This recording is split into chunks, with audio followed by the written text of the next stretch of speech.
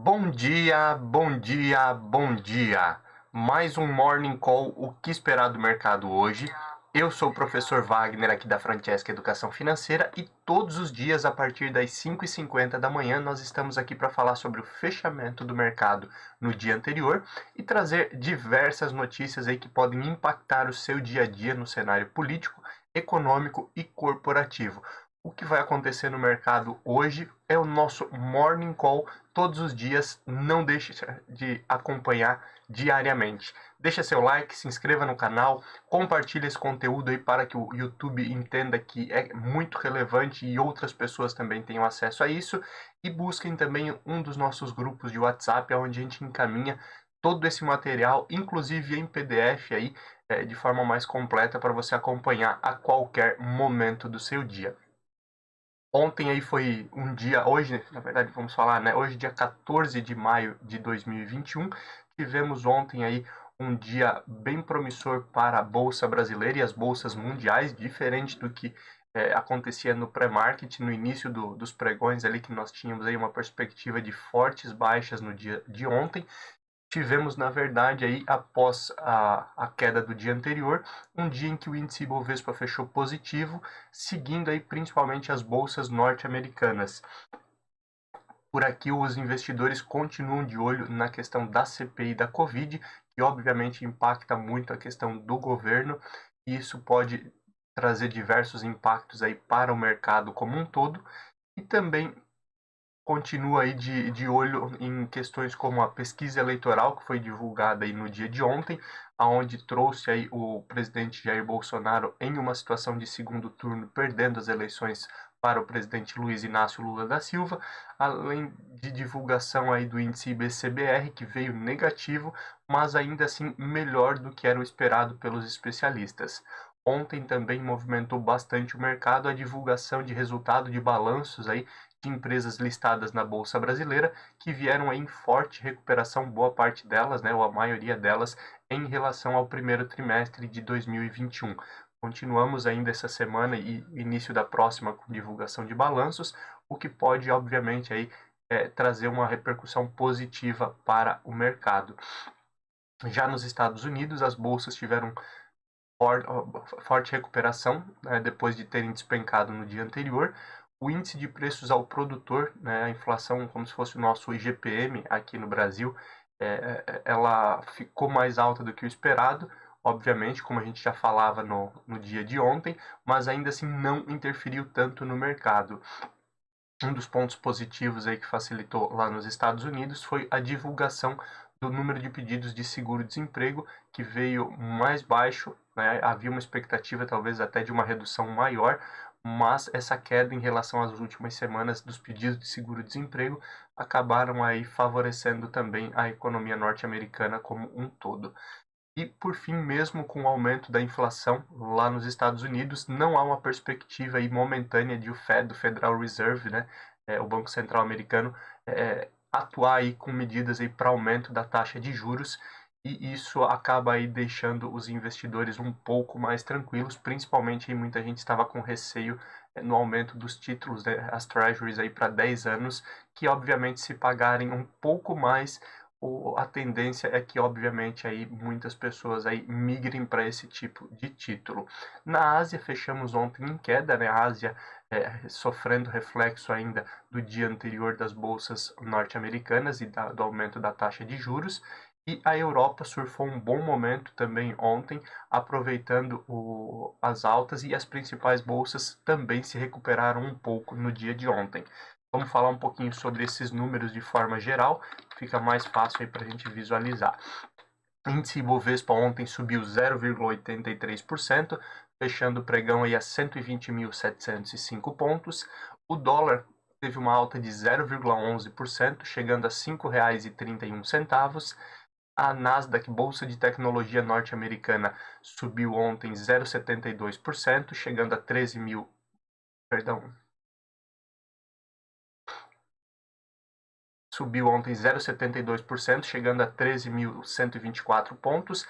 S&P subindo 1,22%, chegando aí a 4.112 pontos, e Dow Jones subindo aí, chegando a 34.021 pontos aí, o fechamento de ontem. Já olhando para a Europa como um todo, ontem nós tivemos aí o euro subindo 0,84% a R$ 6,37. Na Alemanha aí tivemos alta de 0,33% a 15.199 pontos o DAX. Na França, uma alta de 0,14%, fechando aí a 6.288 pontos.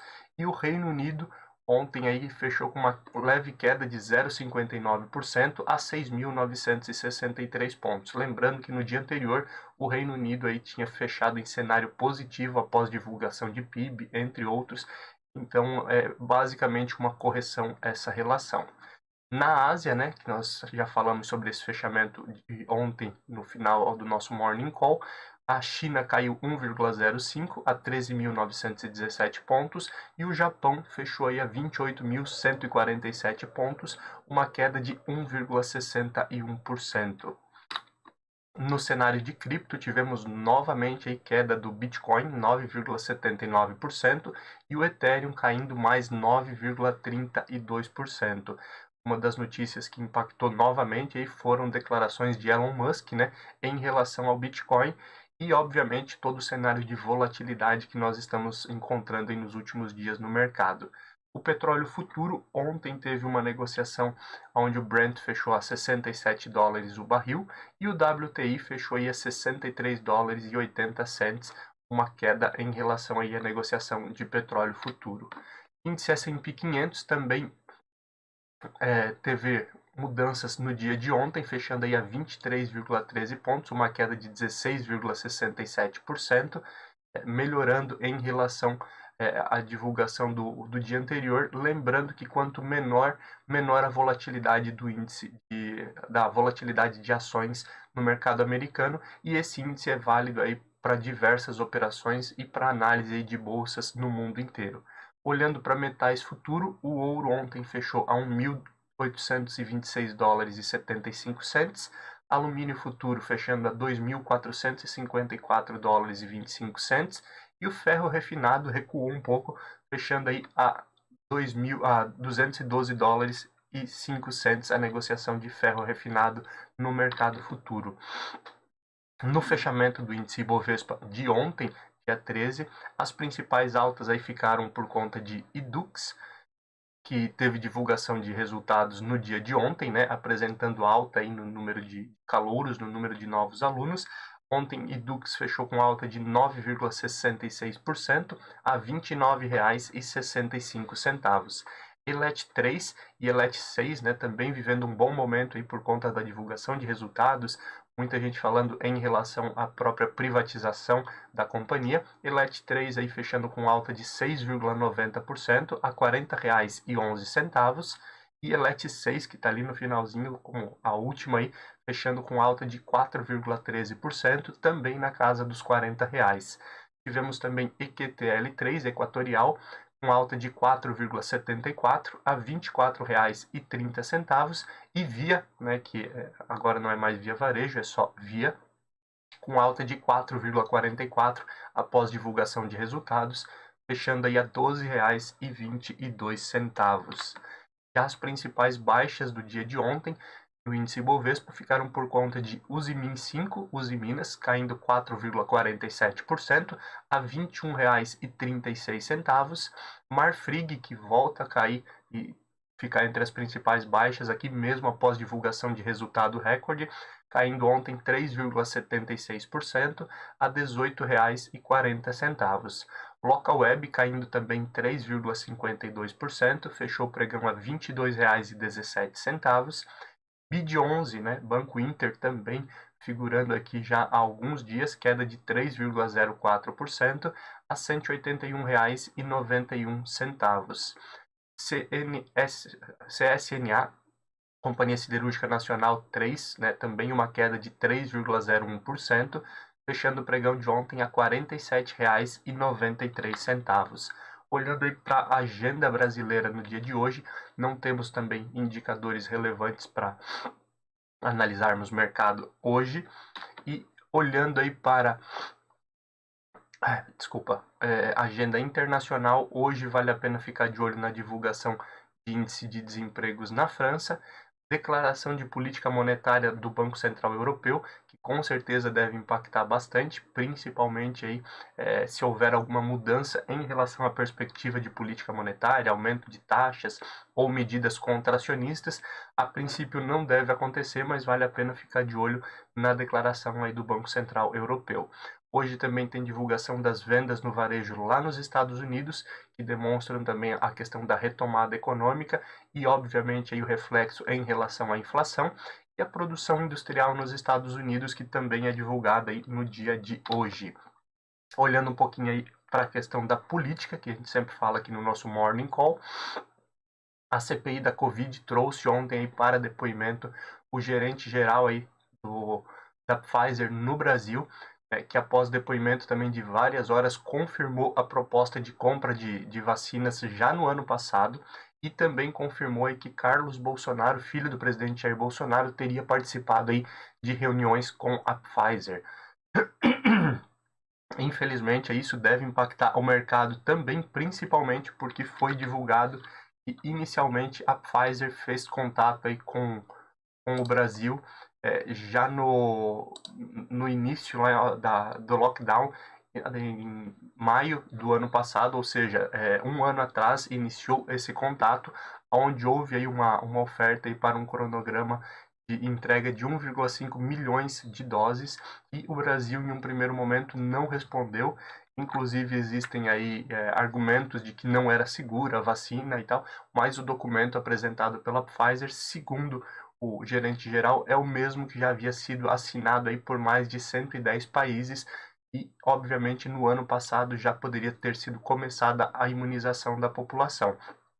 Com certeza aí isso deve movimentar o mercado ainda nessa sexta-feira e talvez no início da próxima semana, até mesmo porque a CPI da Covid a princípio vai chamar também outras pessoas para depor, também o caso de diversos ministros, como é o caso aí da possibilidade do ministro Paulo Guedes ser chamado a depor também na CPI da Covid. Continuando ainda dentro do rumo da CPI da Covid, a AGU, Advocacia Geral da União, enviou o pedido de habeas corpus aí do Eduardo Pazuello, né? E o julgamento ficará de acordo lá com o que decidir o ministro Lewandowski do STF.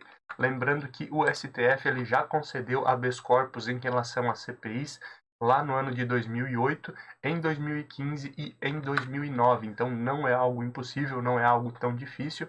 Pelo contrário, já existe jurisprudência nesse sentido e pode ser que aí seja acatado então pelo ministro Lewandowski o pedido aí de habeas corpus do Eduardo Pazuello, que pode aí não falar por conta de já estar sendo investigado aí em outro caso. Avança aí a PEC do voto impresso, né? Só para relembrar, a base do governo, principalmente, aí são os que estão à frente desse projeto. A ideia é que continue a urna eletrônica, mas que saia o voto impresso para controle posterior em relação a esses votos, né? Existe essa discussão já há algumas eleições. Ela aumentou na última eleição com o atual presidente Jair Bolsonaro dizendo que houve fraude eleitoral, senão ele já teria ganho no primeiro turno, entre outras situações, e avança nesse sentido aí uma PEC para permitir o voto impresso aí, e a ideia é que isso já aconteça, a ideia do governo, né, no ano de 2022. Muita coisa pode mudar ainda nesse sentido, temos bastante tempo até lá, mas é importante também ficar de olho nessa situação. O ministro do STF, o Cássio Nunes, né, lembrando, o Cássio Nunes foi o último ministro aí indicado, foi indicado já pelo presidente Jair Bolsonaro, ele votou contra a obrigatoriedade do censo em 2021. Lembrando aí, essa não é uma discussão já definida, mas o STF está julgando essa questão e a bancada inteira do STF terá que decidir e apresentar seus votos em relação a isso. O STF estava colocando como obrigatoriedade aí para que o Brasil arrumasse recurso e organizasse o censo para 2021. Lembrando, o último censo foi no ano de 2010, normalmente ele é realizado ali a cada 10 anos, mas por conta da pandemia em 2020 ele foi adiado para 2021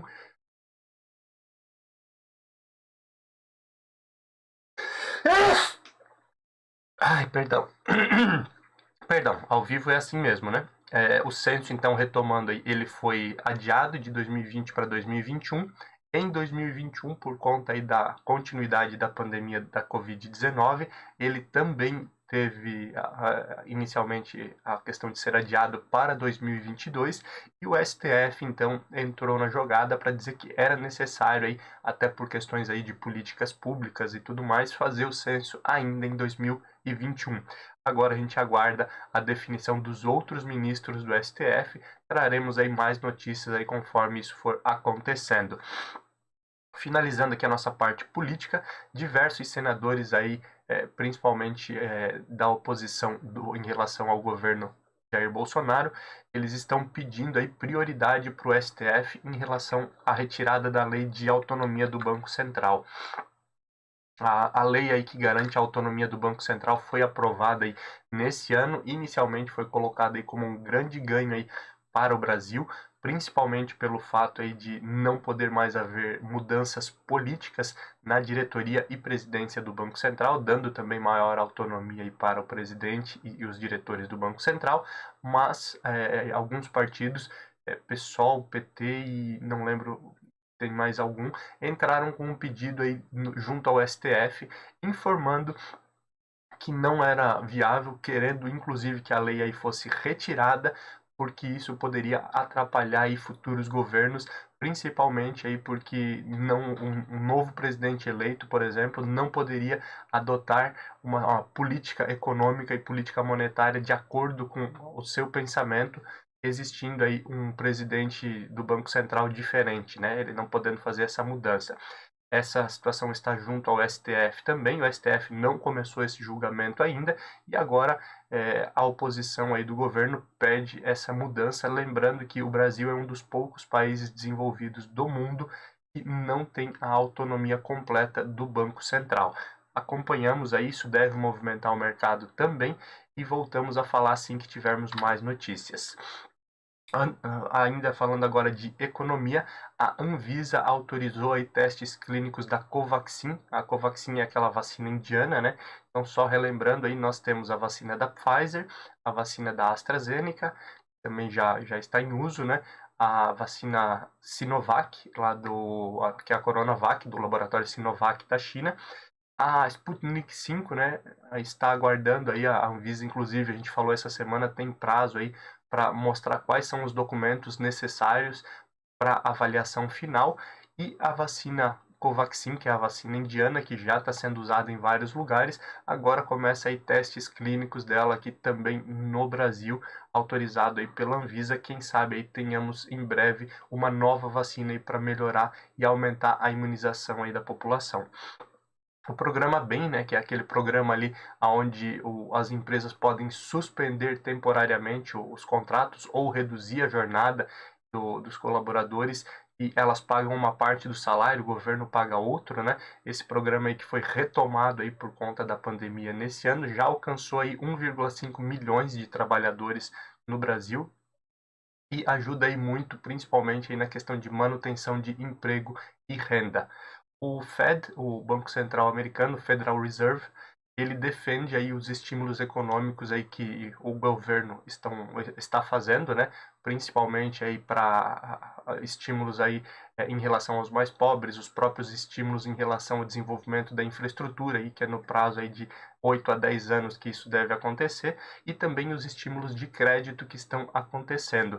E o Fed diz que é importante essa política mais acomodatícia para manter a retomada econômica, né? O Fed tem dito aí em diversas reuniões os representantes do Banco Central norte-americano informando aí que eles não pretendem mexer nesse momento aí na política monetária, mexer na questão de taxa de juros, principalmente aí para não afetar essa retomada econômica. E é sempre importante a gente entender que os movimentos eles sempre são opostos, né? Quando o governo aumenta uma taxa básica de juros, né, ele automaticamente segura a inflação. Ele faz isso para segurar a inflação.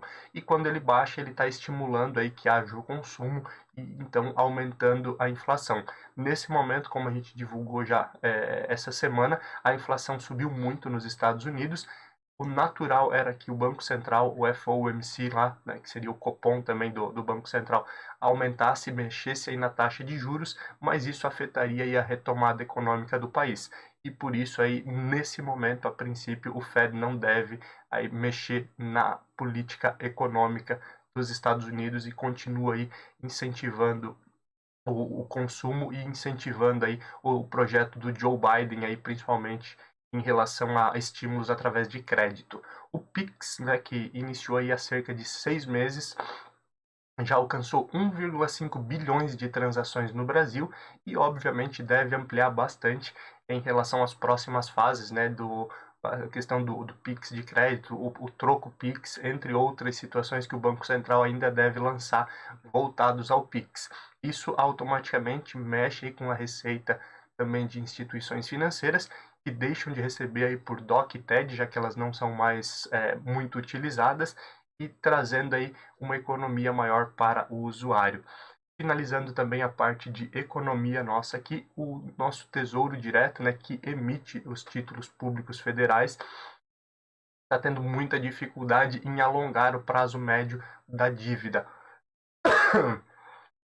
Se olharmos ali, existem títulos para maior prazo disponíveis aí para compra e em relação aí ao governo, né? Lembrando que os títulos de dívida, o governo emite uma dívida para ele captar recurso. Quanto mais longa essa dívida for, mais tempo o governo tem aí para recomprar o título, ou seja, para pagar essa dívida. Obviamente, por conta de tudo que acontece no país em relação a risco fiscal, em relação a risco político, entre outras coisas, existe uma volatilidade maior e o mercado não quer esperar tanto tempo. Num prazo mais longo, é óbvio que muita coisa pode acontecer. A taxa de juros pode subir, pode cair, e com isso aí as pessoas preferem ficar num prazo mais médio ou até mesmo num prazo mais curto com os títulos de dívida. Isso atrapalha o planejamento do governo, porque ele tem que ficar emitindo e vendendo novos títulos, né? E se ele já tiver um planejamento de prazo mais longo, uma dívida mais longa, isso facilita aí todo o planejamento também. Mas óbvio, nesse cenário, com toda essa dificuldade que nós passamos nesse momento, fica mais difícil alongar essa dívida, e é isso que tem acontecido nesse momento por conta das incertezas que acontecem no Brasil. Olhando um pouquinho para o cenário corporativo, a Ford, né, que anunciou aí já há alguns meses atrás a sua saída do Brasil, estava com uma dificuldade principalmente lá na Bahia, onde o sindicato estava atuando mais forte ali para que não houvessem as demissões. Agora ela conseguiu finalizar um acordo aí para indenizar cerca de 5 mil trabalhadores lá da unidade da Bahia. A Hering, né, que também divulgou resultados aí nessa semana e recentemente aí teve a questão da fusão com o Grupo Soma, agora e foca em novas marcas e vê a demanda crescendo, né? Loja Zering aí que é uma gigante em relação aí no Brasil, uma empresa centenária, teve essa fusão aí recentemente e agora foca em novas marcas aí e uma expansão, principalmente aí olhando aí o último Dia das Mães e a procura aí que voltou por produtos aí da companhia. O presidente da Eletrobras, não da Petrobras, desculpa, da Eletrobras, vê um bom momento aí para privatização, né? Falamos aí sobre isso. A Eletrobras vem aí de uma semana com fortes altas, principalmente aí depois da divulgação de resultados e, obviamente, todo o estudo de privatização que está acontecendo em relação à Eletrobras. E agora o atual presidente disse que é um bom momento. Pode ser que isso saia do papel aí, quem sabe, durante o ano, início do próximo ano, a privatização da Eletrobras. A Petrobras, agora sim, fechou o primeiro trimestre aí com um lucro de 1,17 bilhões de reais, aproveitando também, obviamente, aí, o aumento no preço do dólar, que favoreceu bastante. E ela teve aí um bom resultado em relação ao ano passado, em relação ao primeiro trimestre do ano anterior. Também entramos aí num super ciclo de commodities, né? E o petróleo também acaba aí tendo um ganho nesse sentido. A BR Malls, né, que é mais voltada à área de shopping centers, teve uma queda em relação aí ao primeiro trimestre de 2020, obviamente aí apresentando prejuízo, principalmente por tudo que tem acontecido, manutenção de lockdowns, medidas restritivas e as pessoas de modo geral aí não querendo sair tanto para se proteger aí da Covid-19. Já Itaú, Itub 3 e Itub 4, que é Itaú, né, pagará aí juros sobre capital próprio. Então, se você tem ações de Itub 4, em breve aí pinga mais um dinheirinho na sua conta. Continuando a nossa maratona aí da semana, né, de divulgação de resultados, que trouxe aí bons resultados do primeiro trimestre para diversas empresas. Hoje nós temos divulgação aí do Banco ABC Brasil, da Brasil Brokers, Bion, Boa Vista, desculpa, Cedro Têxtil, CED, CEMIG, Cogna, Cosan, CVC, 7GT, Enjoei, Fertilizantes Heringer, Metal Frio, Home Frutas, Rapvida, Light, Restock, Lupatec, MMX, Natura, Nutriplant, PDG Health, Priner, Porto Belo, Cosan Logística aqui, né? Ser Educacional, Saraiva, Smart Fit e Vivara. Muita empresa também divulgando seu balanço aí no dia de hoje, vale a pena ficar de olho aí, essas notícias devem movimentar o mercado. Ontem aí a divulgação ajudou a Bolsa Brasileira também a fechar no cenário positivo e hoje também muitas empresas, diversos setores aqui informando seus resultados, seu balanço aí referente ao primeiro trimestre de 2021. Agora, 6h17 da manhã, vamos olhar aí a questão do fechamento de mercado na Ásia, fechamento na China. China subiu 2,09%, fechando aí a 14.208 pontos, né? Retomando um pouco aí do crescimento que já era esperado. Em relação ao Japão aí fechou com alta de 2,32% a 28.084 pontos. Lembrando aí que Japão vinha aí de fortes quedas, né? Nos últimos dias chegou aí a perder máximas aí em relação a 7, 8 semanas atrás e agora volta aí a crescer a bolsa japonesa subindo 2,32%. Olhando já para a abertura de mercado, na Europa, nós temos nesse momento 6h18 da manhã, Alemanha subindo 0,64, França subindo 0,70 e Reino Unido subindo 0,70 também. Já o pré-market, abertura aí de mercado lá nos Estados Unidos, a possibilidade aí, o pré-market nós temos Dow Jones subindo 0,53, S&P 500 subindo 0,72 e Nasdaq se recuperando bem, aí subindo 1,15 nesse momento. Obviamente o mercado é soberano, como a gente sempre fala aqui, muita coisa pode acontecer, pode haver uma mudança, assim como aconteceu no dia de ontem, uma mudança positiva que foi ontem, mas a tendência é que nós tenhamos altas nas bolsas mundiais no dia de hoje, com o índice Ibovespa acompanhando também as bolsas norte-americanas, surfando o bom momento de divulgação de resultados das empresas listadas na Bolsa Brasileira, mas obviamente cenário interno pode mudar tudo isso também ou repercutir negativa ou positivamente esse resultado. Obrigado por mais um dia ter a sua companhia, né? Lembrei agora que hoje já sextamos, então nós nos vemos aí no início da próxima semana, segunda-feira, a partir das 5h50 da manhã. Nós estamos aqui para falar sobre o fechamento de hoje. Espero que com boas notícias, bons negócios, um bom dia. Até segunda. Tchau, tchau.